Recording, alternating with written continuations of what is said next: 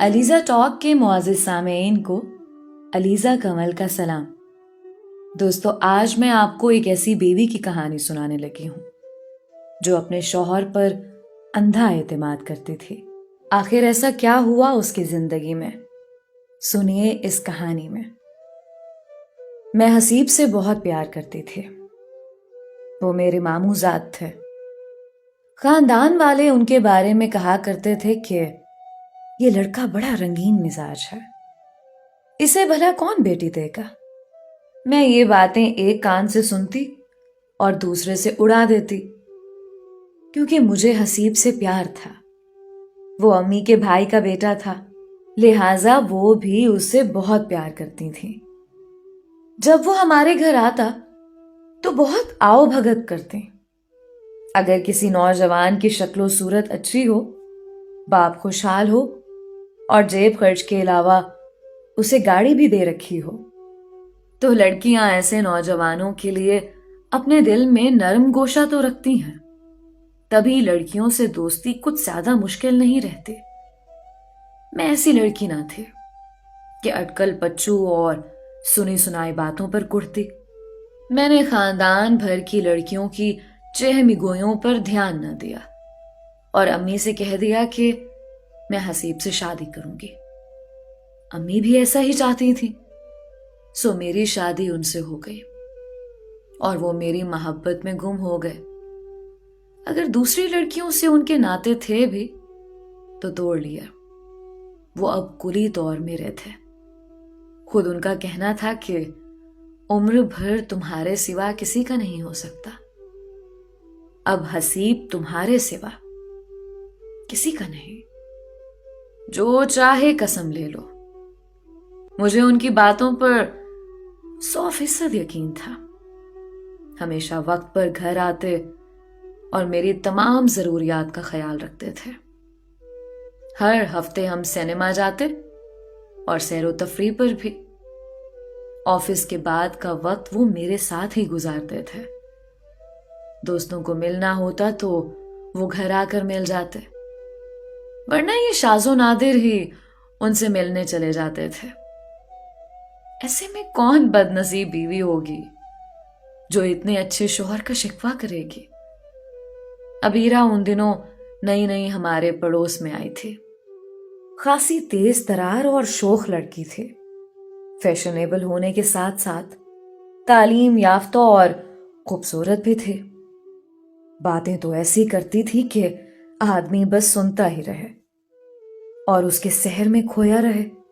اس نے حسیب کو دیکھا تھا اور نہ ہی ان کی مڈ بھیڑ ہوئی تھی۔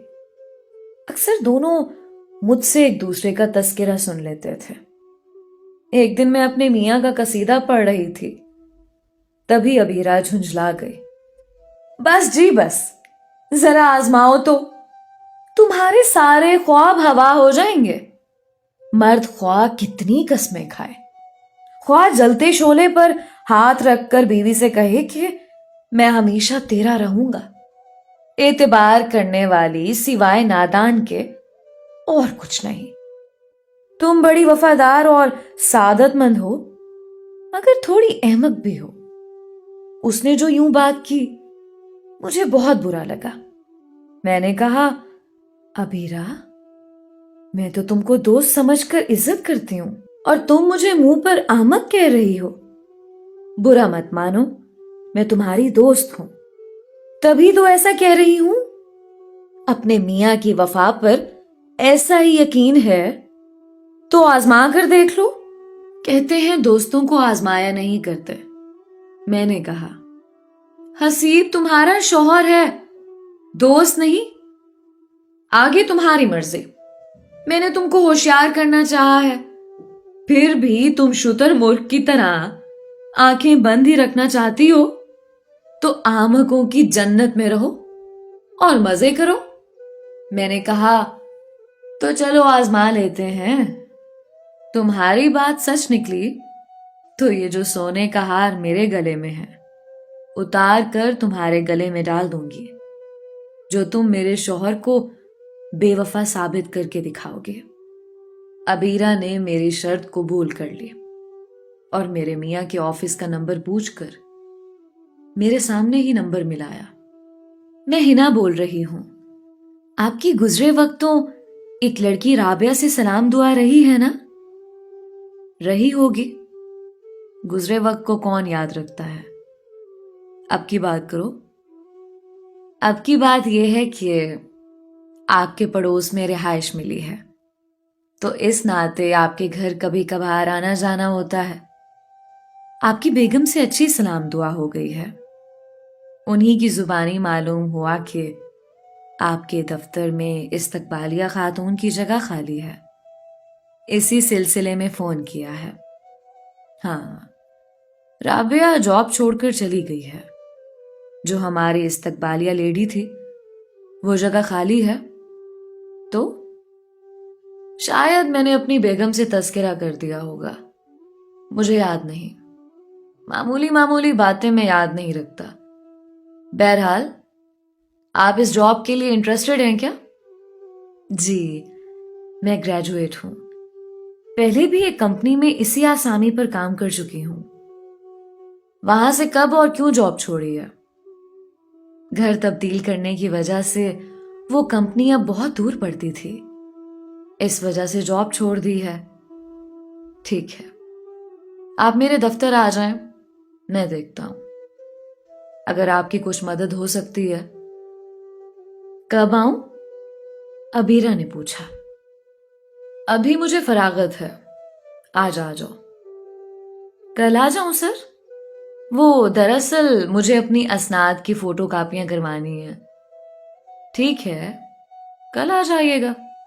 اس کے بعد عبیرہ تقریباً روزانہ لنچ ٹائم میں میرے گھر سے فون کرتی اور میرے صاحب سے تھوڑی دیر بات چیت کرتی۔ ان کی بات چیت کا باب کھل گیا۔ جب تک بات آپ جناب کے دائرے میں رہی، عبیرہ نے میرے گھر سے ہی فون پر سلسلہ جاری رکھا۔ کچھ دنوں بعد حسیب نے محسوس کیا کہ بات حد سے آگے جا رہی ہے اور میری نہ صرف دل آزاری ہوگی بلکہ گھر میں لڑائی ہوگی، تو معاملہ بہت خراب ہو جائے گا۔ انہوں نے اس سے بات چیت بند کر دی۔ تب عبیرہ نے مجھ سے کہا کہ میں نے تم سے ہار مان لی، تم جیتی میں ہاری۔ واقعی تمہارے میاں بہت شریف آدمی ہیں اور تم سے سچی محبت کرتے ہیں۔ اس کے بعد عبیرہ نے وہ کر دکھایا جس کا میں سوچ بھی نہیں سکتی تھی۔ اس نے دوسرے ہی دن حسیب کو یہ تاثر دے دیا کہ اس کو ملازمت مل گئی ہے اور اب اس کو ملازمت کی ضرورت نہیں ہے۔ اس کے باوجود ان کی فون پر باتیں جاری رہیں، گویا دوستی کا باب کھل گیا تھا۔ جب تک میرے فون سے وہ حسیب سے بات کرتی، میں اپنے کانوں سے سنتی، اندازہ لگاتی کہ میرے میاں ادھر سے کس انداز اور ٹون سے باتیں کر رہے ہیں۔ بعد میں اس نے اپنے گھر کے فون سے ان کے ساتھ سلسلہ گفتگو جاری رکھا۔ اب ان دونوں کی گفتگو کو میں نہیں سن سکتی تھی۔ میرے میاں اب میری برائی کرنے لگے تھے، پھوڑ پن کا رونا روتے۔ یوں لگتا تھا کہ عبیرہ کے سامنے وہ میرے وجود کو تسلیم ہی نہیں کرنا چاہتے، اس قدر میری ذات کی نفی میں لگے ہوئے تھے، محض ایک دوسری لڑکی کا دل جیتنے کے لیے۔ وہ شادی سے قبل رنگین مزاج مشہور ہوا کرتے تھے اور شادی کے بعد میرے عشق میں گرفتار نظر آئے۔ مجھ سے تعمر باوفا رہنے کی قسمیں کھاتے، بے شک میرا بہت خیال بھی رکھتے، اور ایک مرد کو اچھا شوہر ثابت کرنے کے لیے خود کو ایسا ہی ظاہر کرنا بھی چاہیے۔ اب مجھے کیا پتا کہ وہ باہر کیسی روش اپنائے ہوئے ہیں، گھر میں تو پرسکون رہتے تھے، مجھے بھی آرام و سکون میسر تھا، اور میرا گھر جنت کا نمونہ تھا۔ میں تسلیم کرتی ہوں کہ عبیرہ کی باتوں میں آ کر میں نے یہ غلط کیا۔